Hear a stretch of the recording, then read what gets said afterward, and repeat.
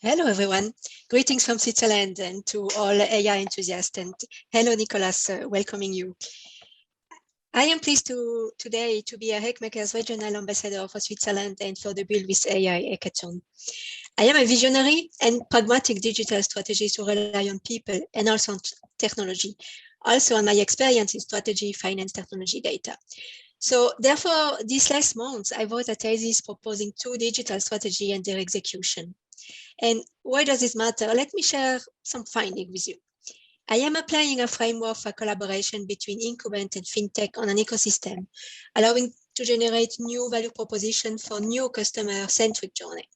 On another side, the benefit of a digital strategy can introduce new business model using federated or collaborative machine learning and privacy-enhancing technology until new data monetization model.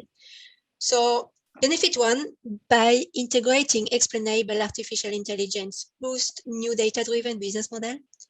Benefit 2, by applying zero trust, use privacy-enhancing technology for establishing a chain of trust.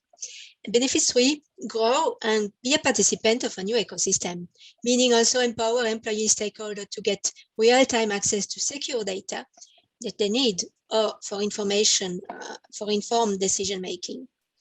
So what is happening today? During my journey to set up this strategy, I came to meet a really amazing Swiss organization, which is here today. And this organization provides solutions for privacy enhancing technology, which allow to share secure data with other parties. And again, why does this matter? So, well, privacy, security, and governance are key, especially in the AI field. But Nicolas, question to you. I know that Decentric is in the privacy, security, and this governance field, but why are the things really important? Thank you, Martine. Thank you, first of all, for the question and inviting us here to talk. I'm glad to be here today with you. To answer this first question, I want to first say that who are we exactly? What does Decentric do exactly? And the most important first to say is that we're a B2B SaaS company. We provide a platform that allows organizations to work and collaborate together on their sensitive data without the need to trust each other or trust anyone in between. We're based in Switzerland, and we're a founding member of Confidential Computing Consortium, which is a consortium along with the biggest tech companies worldwide, supported by Linux Foundation, advocating for better use of privacy enhancing technologies for data analysis. We are working with sectors which are the usual suspects when we talk about sensitive data, which is banking, insurance, healthcare, and the public sector. And we already work with some big names over these industries, and we're recognized from people such as the US National Cyber Director. Now that I gave you a small primer, which is Decentric, let me return to the question. Why is privacy, security, and governance important? So first of all, we saw that when we're working with our clients, we saw that the next frontier for AI is collaboration. And why is that? I think the reasons are probably going to be well known to the people in the audience. AI needs more high quality data to have better models. It needs more diverse data to have less biased models and more fair models in general. But also it needs more outlier data in order to perform better in real world scenarios and to model these rare events. And to get access to these types of data is really hard. Most of the people here know that this is very hard to find this type of data, and also accessing them is going to be expensive, and the people holding it are going to be very conscious about who they're sharing it to. And this is exactly where the governance, security, and privacy come in. So when I say security, I start with security, I really mean that the companies or the organizations that hold this kind of data, they're really hesitant in letting this data go outside of their perimeter, which they control. So they really don't want to share this data externally because they don't know what's going to happen with that data. And that's exactly how privacy comes in. So even if you manage to share data and get on this train of, I want to share my data, then you really have to deal with privacy, which means, how do I make sure that the analyst that's going to take this data is doing exactly what they're supposed to do and not nothing else, which might reveal sensitive or confidential information about the underlying data? So the first, you have to secure, how do I make sure nobody who is not supposed to receive the data, receive this data, or I secure against that? And how do I make sure that the people who are supposed to do something with the data make exactly what they're supposed to? And last but not least, governance, right? So imagine in a situation where you have different data owners and different model owners, and they come together in some kind of neutral ground in order to collaborate and in the end create a new data ecosystem. Who controls what this new trained model on this other person's data is going to be used for? Who owns it, right? Who can monetize it? These are questions that arise really naturally when we talk about data collaboration and federation between data and models. These issues now, of course, there are ways to address them, and the ways to address them until now have been really in the background, and until now it was not really common to think about those things. But as more and more of these things become important, because the organizations and all this collaboration is coming more to the forefront, these technologies also come to the forefront. And these technologies are called privacy enhancing technologies. Internally in Decentric, we split them into two. We say the secure data collaboration and privacy filtering. There's a lot of material, and someone could talk for hours about these technologies, but in a very high level, the secure data collaboration technologies ensure that your data and the models are being encrypted at all times, even during computation, something that was not really possible before. So when we talk about collaboration settings, it protects your data from trusted third parties. And the easiest trusted third party that you can imagine is the cloud. When you offload some computation to the cloud, you really cannot be sure that the data cannot be seen by the cloud provider. And that is how the status quo is today. And these technologies really help with that. Now, on the privacy filtering side, you have, okay, I protected my data with a secure collaboration from external third parties, the cloud provider or anyone who provides the computation. But how do I make sure that the analyst who I gave access to this data does not do something that I don't want to, right? I still gave him or her access, but I'm not really comfortable with them doing whatever they want with that data. I want to be sure that they do things that I allow them to do.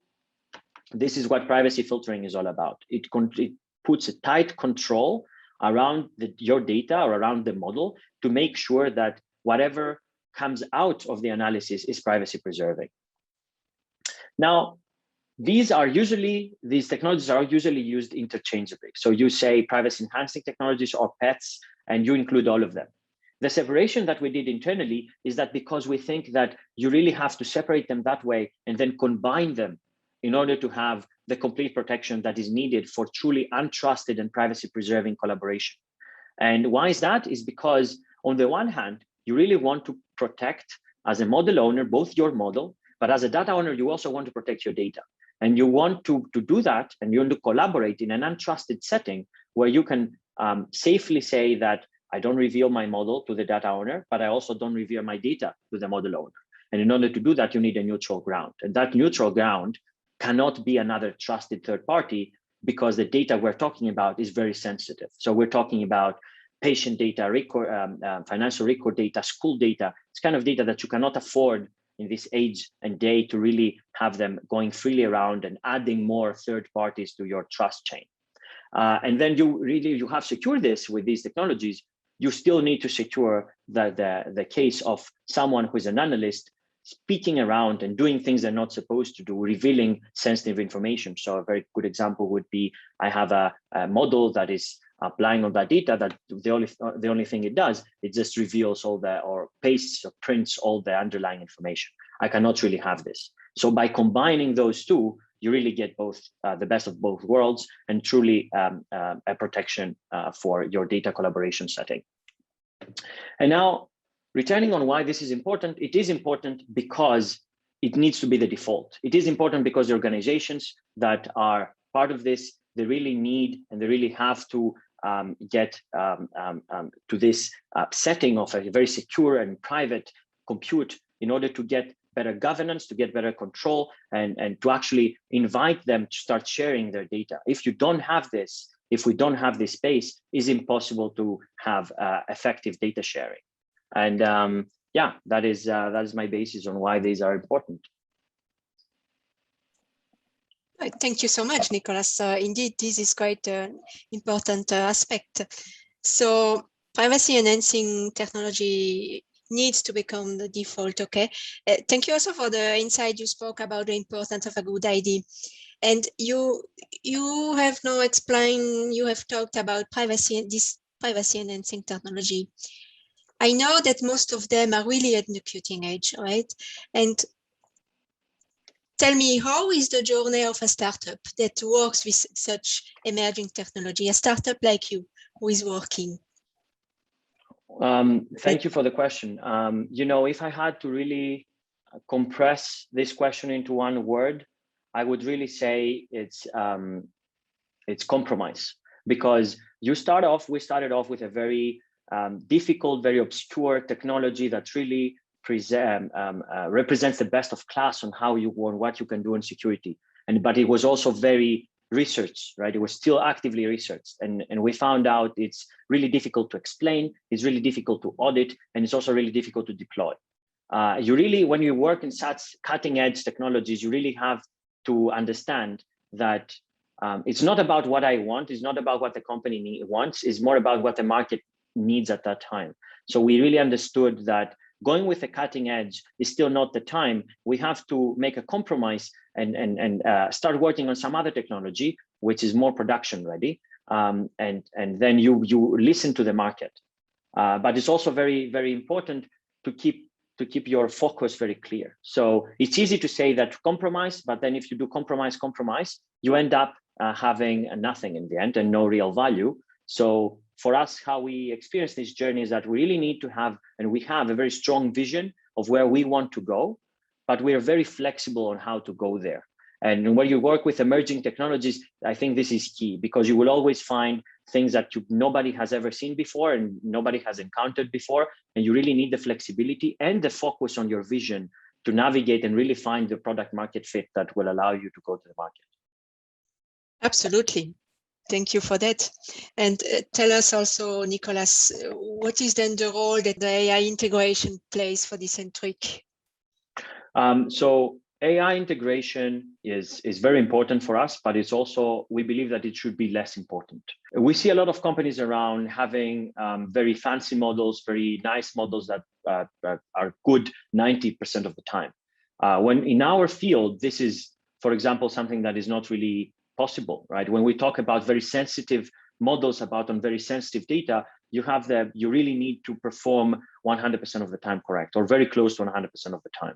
And also you have the problem that when you talk about sensitive information, you cannot just really pick and choose, open the model up and start seeing where's the wrong, or having fine-grained access to the data. This is not possible because the data is very sensitive. The model could be very sensitive. So you need better integration. You need to make sure that your models are better trained to be performing robustly in real world scenarios. And then integration is also all about being able to really augment the people that you're applying to, right? So your workforce, especially in companies which are enterprise big, the workforce will not adopt a new solution if it does not fit 100% with the workflow that they were expecting and making it easier.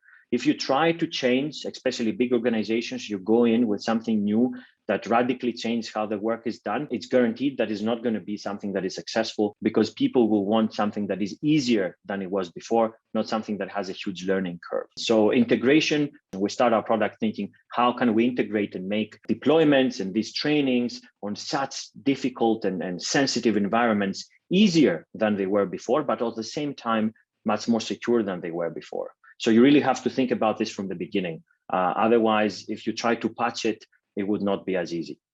All right, I see. So just summarizing, you say you are really focused, right? But at the same time, you are really flexible, and you are considering AI with all the sensitive data that you have, and integrating this very well with privacy enhancing technology. And so the main message that you are telling us is that privacy, security, and governance should be really by default, and better than starting from now. And to go ahead with that. And thank you so much for this insight. This is really much appreciated that you tell us your story, your adventure, which is, successful. So thank you, Nicolas. Thank you very much as well. Yeah. Thank you, Nicolas. Thank you, Centric. And thank you also, Hackmakers. Speak to you. Bye. Bye-bye.